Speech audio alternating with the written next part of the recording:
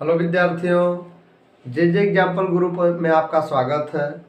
आज हम लोग केमिस्ट्री के न्यूमेरिकल क्वेश्चन को हल करेंगे और आज का हमारा जो टॉपिक रहेगा वो परासरण दाब रहेगा, ऑस्मोटिक प्रेशर।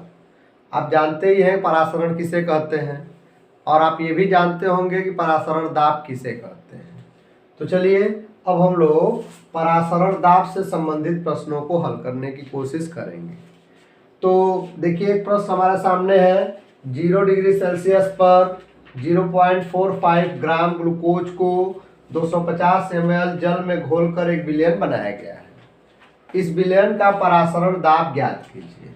यह जो विलयन है अर्धपारगम्य झिल्ली पर कितना दाब आरोपित करेगा वही उसका परासरण दाब होगा। तो परासरण दाब को हमको ज्ञात करना है।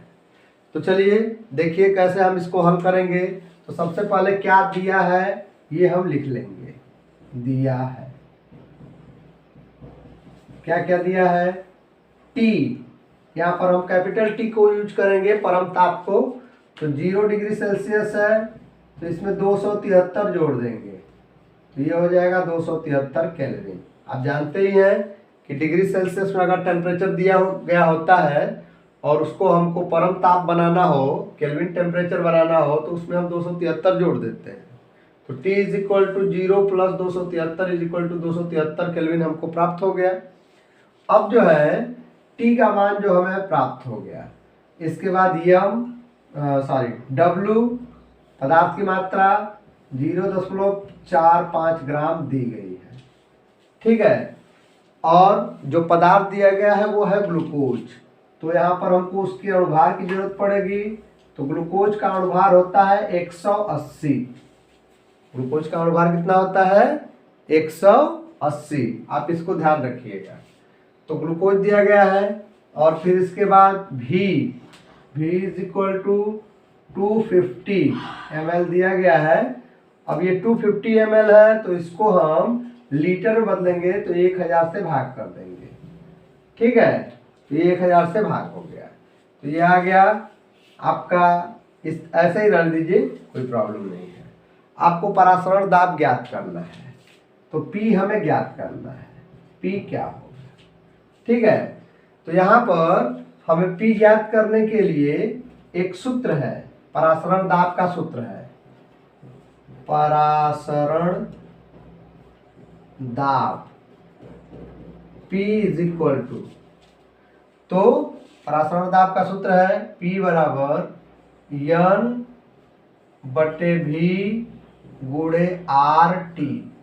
ये जो R है वह विलयन स्थिरांक है। इसका मान हमेशा R का मान हमेशा 0.0821 हमको रखना है। तो इसका ये स्थिरांक है, ये तो पता चल ही गया।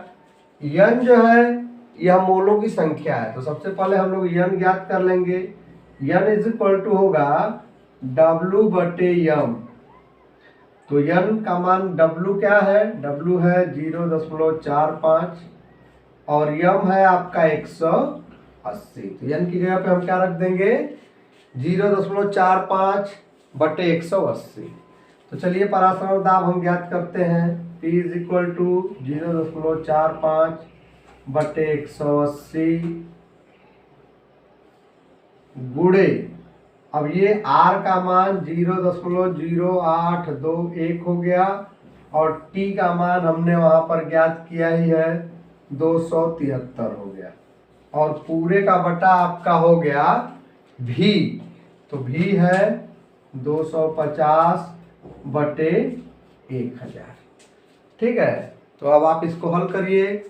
तो P इज इक्वल टू हो जाएगा 0.45 गुणे 0.0821 गुणे 273/180 गुणे 250 और ये 1000 ऊपर चला जाएगा गुणे 1000। अब आप इसको हल करिए तो 250 चौके ये हो गया, फिर 4 इसको कट करेंगे तो 45 आ जाएगा, ठीक है। तो अब आप इसको हल करिए।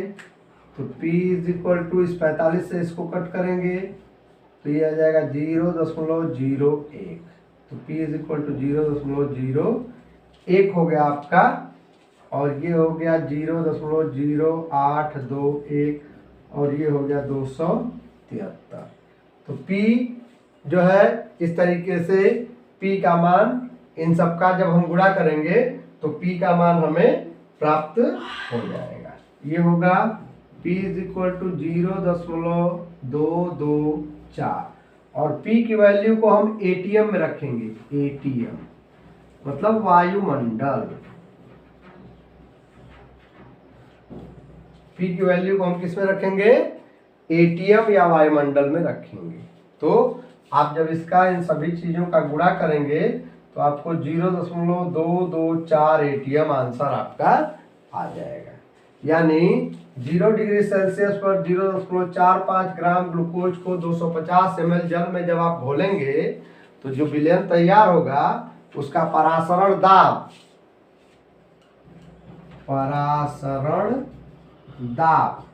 कितना आ जाएगा? 0.224 वायुमंडल आपको मिल जाएगा। तो यह है परासरण दाब का सूत्र, और इस तरीके से परासरण दाब संबंधी आप सवाल लगा सकते हैं। तो चलिए, एक सवाल को हमने परासरण दाब का हल कर दिया है। एक सवाल हम और देखेंगे परासरण दाब से संबंधित। अब चलिए, अब हम लोग अगला प्रश्न देखने जा रहे हैं।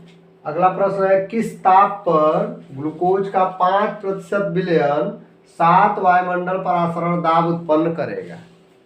तो इसमें देखिए, पिछले क्वेश्चन में हम लोगों ने क्या देखा था कि कितना वायुमंडल दाब उत्पन्न हो रहा है, और वो परासरण दाब था। परासरण दाब को हम वायुमंडल में व्यक्त करते हैं। यहाँ पर परासरण दाब दे दिया है 7 वायुमंडल, और ताप पूछ रहा है कि क्या टेम्परेचर होना चाहिए। ताप जो है वो परासरण दाब को प्रभावित करता है। सूत्र में आप लोगों ने देखा होगा PV बराबर NRT। तो T जो है वह परासरण दाब के सूत्र में है, यानी ताप प्रभावित करता है परासरण दाब को। तो यहाँ पर हम लोग इस सवाल को हल करेंगे, लेकिन यहाँ पर इस सवाल को हल करने से पहले एक चीज आपको जानना बहुत ही जरूरी है। एक नई चीज इसमें आ गई है, 5% विलयन, 5% सॉल्यूशन। अब ये 5% विलयन क्या है, किसे कहते हैं? अगर मान लीजिए आप लैब में जाते हैं कभी, और लैब में कोई बोतल है, उस पर लिखा हुआ है 5% सोल्यूशन ऑफ ग्लूकोज, तो उसका क्या मतलब आप समझेंगे? मान लीजिए 25% विलयन लिखा है। मान लीजिए किसी बोतल में लिखा है कि इस बोतल में 25% विलयन है। दवाइयों की शीशियों पर अक्सर ये लिखा होता है इतने प्रतिशत ये पदार्थ है, उतने प्रतिशत ये पदार्थ है। तो 5% अगर सोल्यूशन है, 5% विलयन है, इसका क्या मतलब है? या मान लीजिए आपसे किसी ने कहा कि 5% ग्लूकोज का विलयन बनाइए।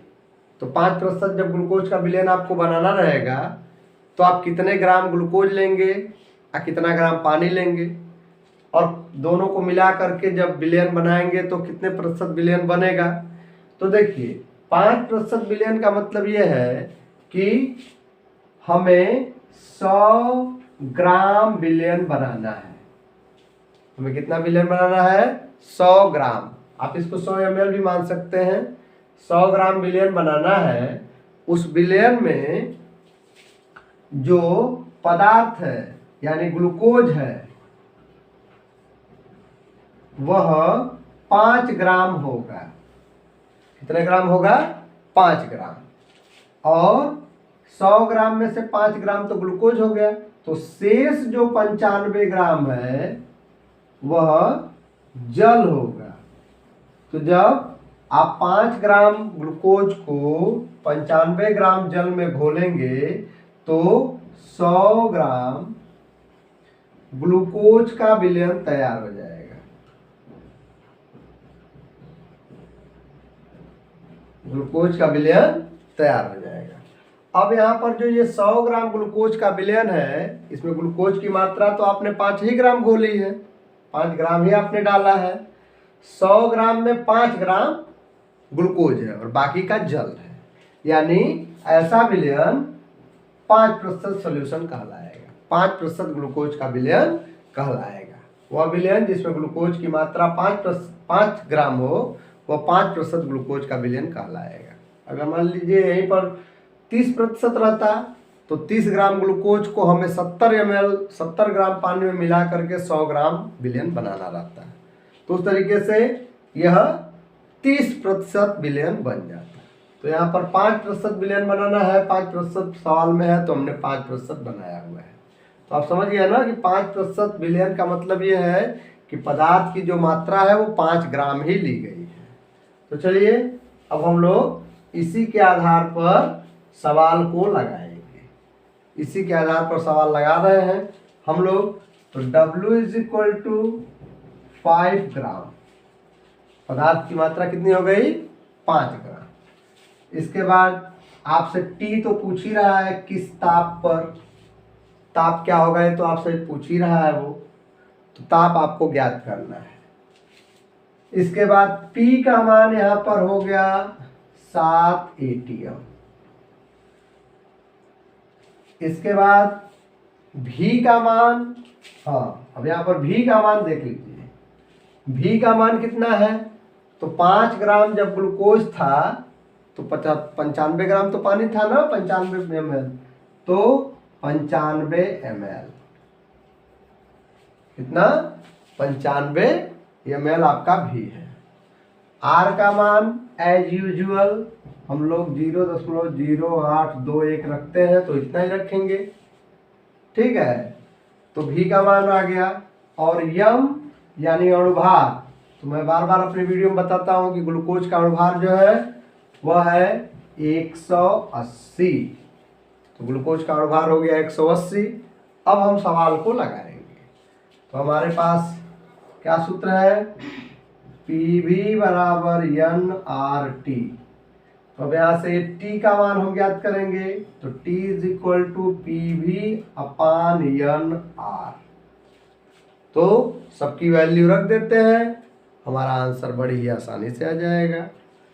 तो T = P की वैल्यू है 7, V की वैल्यू है आपकी 95/1000। ये ml में है तो आप उसको आप लीटर में बदलेंगे, पूरे का बटा n का मान W/m होता है। तो W का मान है 5 और m जो यहाँ पर अणुभार लिया गया है वो है 180 और R का मान है 0.0821। अब आपको इसी को हल करना है, ठीक है। तो चलिए हल करते हैं। तो ये हो गया T = 7 × 95/1000 पूरे का बटा 5 × 0.0821/180 हो गया। अब इसको ठीक कर लीजिए। ये हो गया 7 × 95/1000 और ये ऊपर चला जाएगा तो ये हो गया आपका 180 और ये हो गया 5 × 0.0821। अब आप इसको हल करिए। तो ये 5 से इसको काटेंगे तो ये 45 हो जाएगा, ठीक है। अब 7 × 95/45 बटे, अब 1000 का गुणा जब इसमें करेंगे तो 1 2 3 अंक दशमलव इधर चले जाएगा तो ये 82.1 हो जाएगा। कितना हो जाएगा? 82.1। देखिए कि कैसे है, 1000 है ना, तो 1 2 3 अंक इधर दशमलव जाएगा तो ये कितना हो जाएगा? 82.1 हो गया। अब इस दशमलव को हटाने के लिए ऊपर 0 से गुणा कर सकते हैं। तो 7 × 95 × 45 × 10 कर दिया तो ये हो गया 821 हो गया। अब चलिए अब इसको कट पिट करने की कोशिश करते हैं, ठीक है। तो कट करिए, 7 से इसको काटिए, 7 × 1 = 7, 12 हो गया। तो 7 एक अन्य 7 ही हुआ, और 7 5 12 51 हो गया, तो 7 7 49। तो चलिए वैसे नहीं कटेगा ये, इन सबको जब आप कट पीट करेंगे, इन सबको आप कट पीट कर लीजिएगा, तो 2916 डिग्री 2916 केल्विन आपका आंसर आ जाएगा। डिग्री सेल्सियस में नहीं आएगा, क्योंकि यहाँ पर हम लोग टेम्परेचर को कैपिटल टी में ही रख रहे हैं। तो ये उत्तर किस में आएगा? केल्विन में आएगा। 2916 केल्विन आएगा। ये सबको आप जब गुणा भाग करेंगे तो बड़ी ही आसानी से आ जाएगा, कोई बहुत दिक्कत नहीं है। अगर इसको कट कर सकते हो तो कट करने की कोशिश करिएगा, तो कट करेंगे तो हो जाएगा। 3 से अगर मान लीजिए कट करते हैं तो भी कट हो जाएगा। ठीक है, ये जो है ऐसे गुणा भाग कर लेंगे तो 2916 आपका आंसर बड़ी ही आसानी से आ जाएगा। तो हमारा ये क्वेश्चन जो है वो हल हो गया कि किस ताप पर ग्लूकोज का 5% विलयन 7 वायुमंडल परासरण दाब उत्पन्न करेगा। तो इस तरीके से हम सवाल को लगा लेंगे। P बराबर nRT से हमें T को ज्ञात करना है, हम T ज्ञात कर लेंगे n ज्ञात करके, और सीधे सीधे हम T ज्ञात कर लेंगे। तो इस तरीके से हम परासरण दाब संबंधी क्वेश्चन हल कर सकते हैं। इसमें कई राशियां हैं, P है, V है, N है, R है, T है, 5 राशियां हैं। 4 राशियां अगर पता रहेंगे आपको तो 5वीं राशि ज्ञात कर सकते हैं। तो इसमें से कुछ भी आपसे पूछ सकता है। जैसे अगर परासरण दाब पूछता है तो P की वैल्यू निकाल दीजिए, अगर कहीं ताप पूछता है तो T की वैल्यू निकाल दीजिए, R की वैल्यू तो नियतांक है ही, उसको तो पूछेगा नहीं। V की वैल्यू पूछता है तो V की वैल्यू निकाल दीजिए। N पूछता है या कितने ग्राम घुला है ये पूछता है, तो यहाँ से W का मान, W भी तो इसी में छुपा हुआ है, W का मान निकाल सकते हैं। तो इस तरीके से आप इन प्रश्नों को हल कर सकते हैं। तो परासरण दाब संबंधी 2 सवाल हमने आपको बता दिया। अब क्वथनांक उन्नयन, हिमांक उन्नमन और भी बहुत सारे सवाल हैं, उन पर हम लोग आगे चर्चा करेंगे, और धीरे धीरे बड़ी ही आसानी के साथ आप पा सकते हैं। 8 नंबर के न्यूमेरिकल क्वेश्चन आएंगे यूपी बोर्ड में, और सीबीएसई और आईसीएसई बोर्ड में भी इससे संबंधित बहुत सारे क्वेश्चन आएंगे। आप ऐसे ही उनको हल कर सकते हैं बहुत ही इजीली, कोई बहुत दिक्कत नहीं है। यहाँ पर देखिए, आप इसको ऊपर वाले से गुणा करके नीचे वाले से भाग कर देंगे, इतना उत्तर आपका आ जाएगा।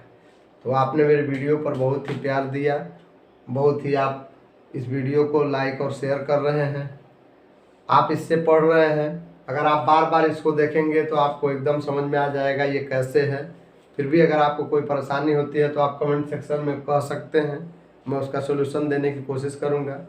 अगर आपके कोई सुझाव हैं तो आप कमेंट सेक्शन में लिख सकते हैं, या आप मुझे ईमेल भी कर सकते हैं sunil53.su@gmail.com पे। इसके अलावा आपके जो भी सुझाव होंगे मैं उनको मानूंगा, और उनके अनुसार अपने अगले वीडियो में उन सबको फॉलो करूंगा। तो वीडियो को देखने के लिए, इतना प्यार और सम्मान देने के लिए कोटि कोटि धन्यवाद।